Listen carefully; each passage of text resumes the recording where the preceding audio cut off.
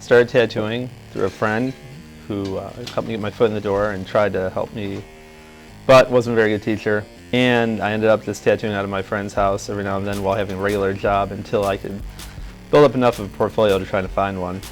A man heard me tattooing downstairs from where he was, came down, liked what he saw, and he ended up being a guy who owned a shop in town here and gave me a job on the spot. That shop was filled with junkies and drug addicts, which was a pretty crazy experience. And when that started sinking, it came time to open my own business.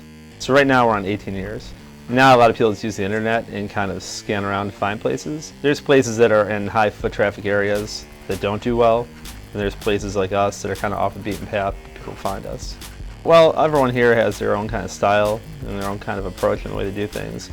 And with tattooing and trends and such, there's going to be, ways that tattoos are being done, let's say, that you're going to find anywhere.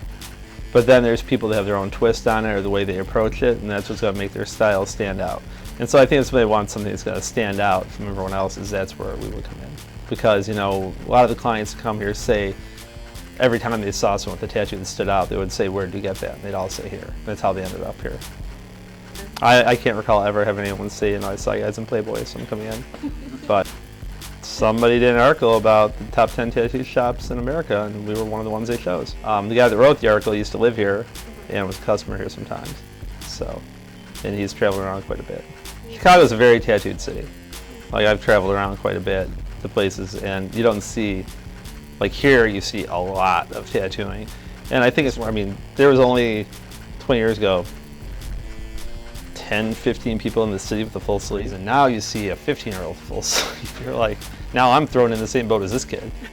Mainly, we have a lot of tattoo artists that come here to get tattooed, and so we meet people through that process, or we have, a lot of these guys have friends that are other tattoo artists, so as the slot becomes open, word will get out that there's a spot open, and it'll generate interest, and I'll be approached by some of these people. Portfolio is critical. You can be the nicest guy in the world, but if you don't do nice work, it's not going to happen. I'm no frills. I just want a tattoo. I don't want to have piercers here. I don't want to do clothing. If you want to make money, you can do all that stuff, but it's not worth it to me.